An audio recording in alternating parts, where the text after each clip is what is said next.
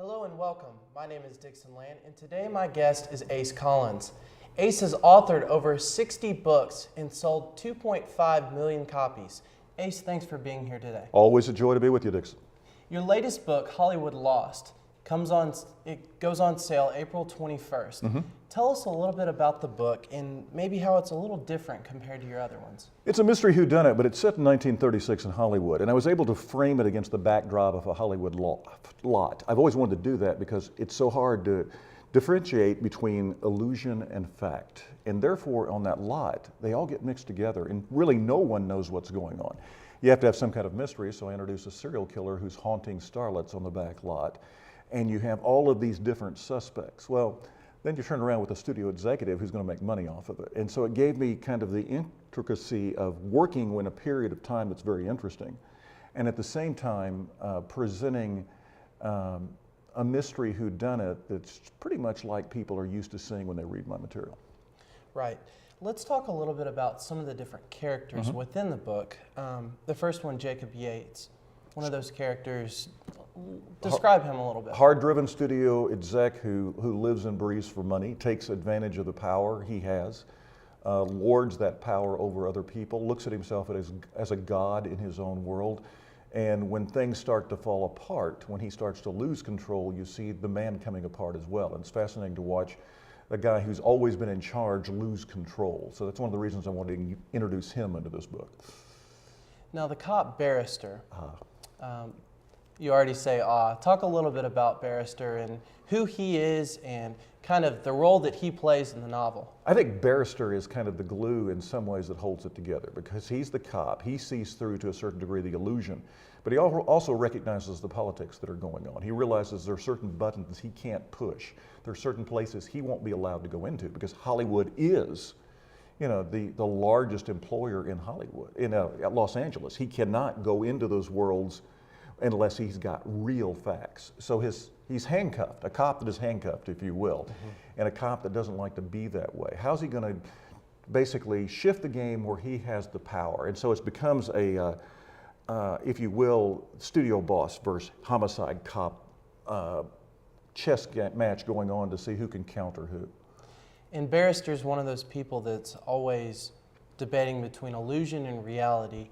Did you think about that whenever you authored the book, some of that? I needed two characters who could see through, and Barrister is one of the two characters who could see through to what was real and what was illusion. And so he became, I guess, in a real world sense, he became the guy on the outside looking in who could see it. Then I had to have somebody on the inside looking out who could see it as well. And so those two people eventually in the book came together to help solve the mystery too. At the end of the novel, I want to pull a quote out here from one of the main characters, Shelby. She says, "Have you ever wondered why the back pew is closest to the church's front door? And did you ever stop to consider that the front of the sanctuary is actually the most distant point from the front door? I wonder what the logic is behind that." I think she says that and she thinks that. And characters take on a life of their own because she's trapped in a world that is Hollywood. What is the front? What is the back? She works on sets with no ceilings, even though they look like they have ceilings. You think the ceiling is there, but it's not. You're working in a world that is unreal, and so she's in a studio church looking at it in a way that she's never looked at it before. And so the back is the front is the back. Trying to figure out what makes sense in Hollywood is as difficult as imagining in some ways what makes sense in the world. And so she's questioning now her entire life, her entire values, even why things that she's taken for granted are set up the way they're set up. And Shelby's one of those characters that really is driven by her faith. Talk a little bit about the backstory of Shelby and who she is and why you decided on that name. I wrote her as an 18-year-old girl from Oklahoma. The editors actually asked me to move it to a 21-year-old woman from Oklahoma, thinking that she had so much wisdom that she couldn't possibly be 18. I think in 1936 you got old faster, so I think she could have had that wisdom. But she's a 21-year-old woman who, with her family, is escaping the Oklahoma Dust Bowl. She's leaving everything that she's ever known behind. She has no dreams of being a star. She gets in Hollywood and finds out that her ability as a seamstress puts her in the wardrobe department. She's absolutely gorgeous, and so people are attracted to her. But she sees through people, and they are shocked that she doesn't buy what they're selling. they're shocked that she has the ability to basically tell it like it is. And I think that is one of the things that is so interesting about this person. She is not wowed by the Tinseltown image, and she doesn't allow her beauty that wows others to wow her either. So she cuts through it all. Then the mere fact that she doesn't realize that she is in the line of sight for the Hollywood Strangler, that she may be the next person that is a victim, makes her even more interesting. And the fact that she and the cops think that someone is the Hollywood Strangler who may not be the Hollywood Strangler, and they don't know who the Hollywood Strangler is, means that around every corner of that studio lot, she's running into someone else that may, determine her fate. And so it's an interesting look at a small town girl placed in a big city world who has to cling to those small town values at the same time she's hanging out with Cary Grant and Gary Cooper and Clark Gable. Now, Ace, we're kind of running out of time here, but kind of give us a little bit of why you chose the name Shelby and what that name means to you. We actually had Tiffany and I had talked, one of the people who I was talking to about the book even before I wrote it. And when we talked about it, we talked about a different character, it was a Catherine.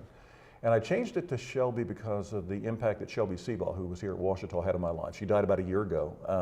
Matter of fact, the book was actually printed 1 year to the day that she died. And I thought that Shelby represented the Shelby that was in the book. So I went back and kind of rewrote the character in the book to embrace some of the wisdom, some of the energy, some of the life, and I think some of the maturity that I saw in Shelby Seabaugh here.